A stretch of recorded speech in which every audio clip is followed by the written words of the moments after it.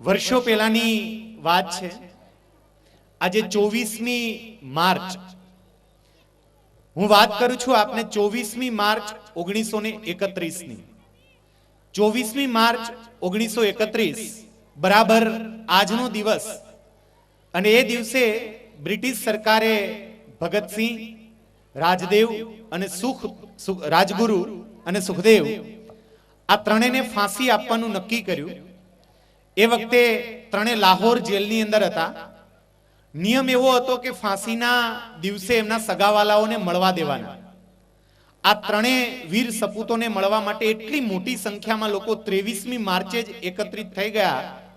જેલરે તાત્કાલિક બ્રિટિશ ઓફિસરને જાણ કરી। બ્રિટિશ ઓફિસર આવ્યા અને એમણે જેલરને એવું કહ્યું કે આવતીકાલે 24મી માર્ચને બદલે આજે જ 23મી માર્ચે આ ત્રણ વ્યક્તિઓને ફાંસીને માચડે ચડાવી દેવામાં આવે।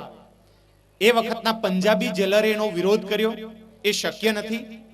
તે વખતે ત્યાં રહેલો એક વોર્ડન જેનું નામ હતું મોહમ્મદ ખાન, એણે એવું કહ્યું કે સરકાર ધારે તે કરી શકે, માટે આમના સગાવાલાઓને મળવા દેવાની કોઈ જ જરૂર નથી। અત્યારે જ આપણે આ ત્રણને ફાંસીને માચડે ચડાવી દઈએ। બ્રિટિશ ઓફિસરે જેલરને સસ્પેન્ડ કર્યા। પેલા વોર્ડનને તાત્કાલિક અસરથી જેલર બનાવ્યો અને 24મી માર્ચના દિવસે જેમણે ફાંસી આપવાની હતી એવા ત્રણ સપૂતોને 23મી માર્ચે સાંજે જ ફાંસી આપી દેવામાં આવી। બાર એમના માતા પિતા એમને મળવા માટે રાહ જોતા હતા, કોઈને ખબર નથી અંદર ફાંસી અપાઈ ગઈ છે, ત્રણેયના મૃતદેહો નીચે પડ્યા છે અને બીજી નાલાયકી પેલો તાજો બનેલો જેલર કરે છે।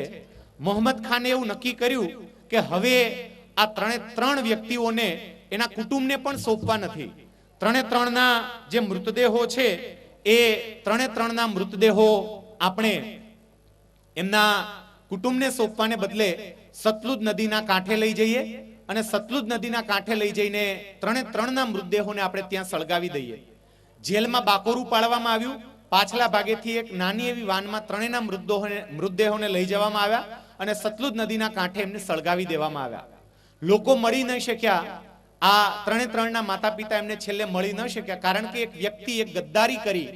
એ દિવસ હતો 23મી માર્ચ 1931નો। ઇતિહાસે કરવટ લીધી। 1947માં ભારત આઝાદ થયું, પાકિસ્તાન ભારતથી અલગ પડ્યું।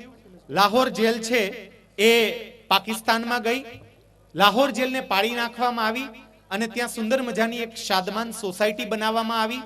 પેલો ફાંસીનો કઠોળો યથાવત રાખવામાં આવ્યો અને ત્યાં એવું સર્કલ બનાવવામાં આવ્યું કે વચ્ચે આ ફાંસીનો કઠોળો આવે। 1974ની સાલમાં પાકિસ્તાનમાં ભુટ્ટો સરકાર હતી। ભુટ્ટોના 1 નંબરના હરીફ એટલે રજા અહેમદ કાસુરી। ભુટ્ટોએ એવું નક્કી કર્યું કે રજા અહેમદ કાસુરીને કોઈ પણ સંજોગોમાં મારે ખતમ કરવો છે, એના માટે પ્રોફેશનલ કિલરને રાખવામાં આવ્યા। પ્રોફેશનલ કિલરે જોયું કે આને કઈ રીતે મારી શકાય। રજા અહેમદ કાસુરી ક્યારે નીકળે છે, કેમ નીકળે છે, બધી જ તપાસ કરવા લાગ્યા। એમણે જોયું કે આ રજા અહેમદ કાસુરી રોજ આ સાદમાન સોસાયટીમાં જ્યાં લાહોર જેલ હતી, જ્યાં આ ત્રણેય વ્યક્તિઓને ફાંસીને માચડે ચડાવવામાં આવ્યા હતા, એ જગ્યાએથી રોજ સવારે 9 વાગે નીકળે, ગાડીમાં પાછળની ભાગમાં ડાબી બાજુએ બેસે। એમને મારવા માટેનો એક દિવસ નક્કી કરવામાં આવ્યો। એ દિવસે પેલા પ્રોફેશનલ મારાઓએ ગાડીમાં ડાબી બાજુ પર બેઠેલી છેલ્લી સીટ પર બેઠેલી વ્યક્તિને ગોળીબાર કરીને મારી દીધો। એવું બન્યું કે તે જ દિવસે રજા અહેમદ કાસુરી ડાબી બાજુ બેસવાને બદલે જમણી બાજુ બેઠા અને ડાબી બાજુ બેઠેલી કોઈ નિર્દોષ વ્યક્તિ એ મૃત્યુ પામી। તપાસ કરી ત્યારે ખબર પડી કે ડાબી બાજુ બેઠેલી વ્યક્તિ એટલે બીજું કોઈ જ નહીં પણ 1931ની સાલમાં 23મી માર્ચે જેમણે ગદ્દારી કરી હતી એ મોહમ્મદ ખાનનો એકનો એક દીકરો હતો। અને આ ઘટના બની, એ ઘટના હતી 23મી માર્ચ 1974।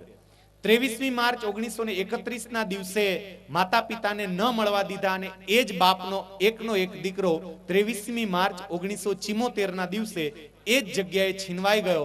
કારણ કર્મ અને કર્મનો સિદ્ધાંત।